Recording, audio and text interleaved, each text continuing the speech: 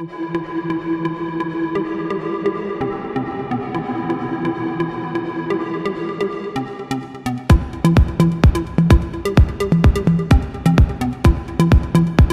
alarmante, dans les principales villes de la moitié est des États-Unis, d'importantes coupures d'électricité se multiplient.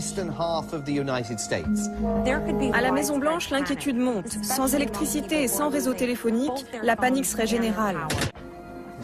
Une attaque menée sur Internet par un État ou un groupe ennemi peut aujourd'hui provoquer ce chaos. Effondrement de l'économie, coupure géante d'électricité, paralysie totale des réseaux téléphoniques. Aucun pays n'est à l'abri.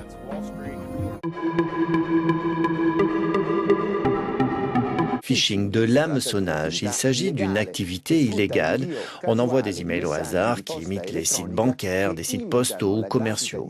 Pour mieux comprendre ce qu'est le phishing, nous recevons aujourd'hui Pierre Siot, un expert en cybersécurité. Bienvenue sur Euronews. Merci à vous. Avant tout, nous aimerions connaître l'étendue de ce phénomène. On estime à plusieurs dizaines de millions d'emails de phishing au niveau européen par an. Ce qu'il faut savoir, c'est que le potentiel de victime est énorme. Tout internaute peut être victime d'une attaque par phishing. Quand on est victime d'une attaque de ce genre, quelles peuvent être les conséquences ? Les conséquences sont multiples. Tout simplement, ça peut aller d'un détournement de votre boîte mail pour envoyer des emails d'arnaque à vos proches et leur demander de l'argent.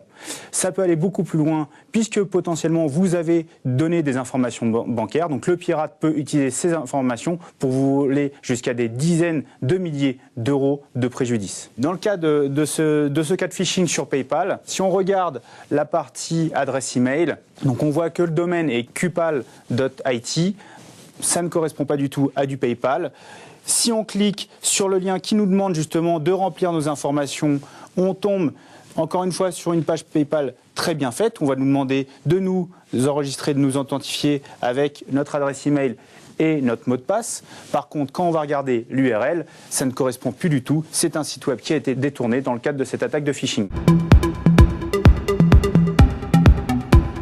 Dania et Julian, deux des meilleurs hackers de la ville.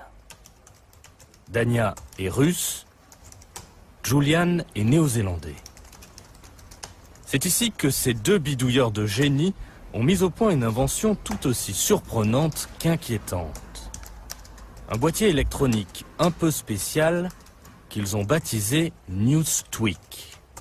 Littéralement, tordre les informations. Démonstration. Dania branche sa boîte.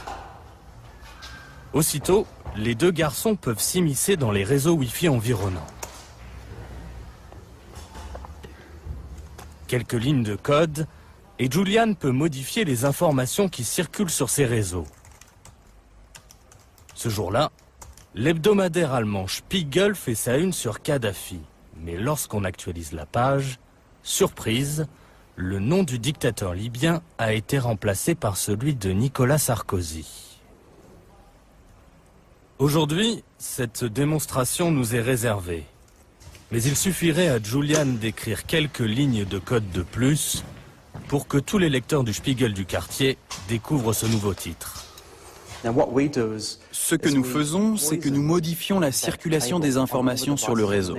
En fait, toutes les informations sont redirigées vers notre boîte. Normalement, elles vont de l'ordinateur de Paul vers le routeur, puis vers Internet. Là, elles passent d'abord par nous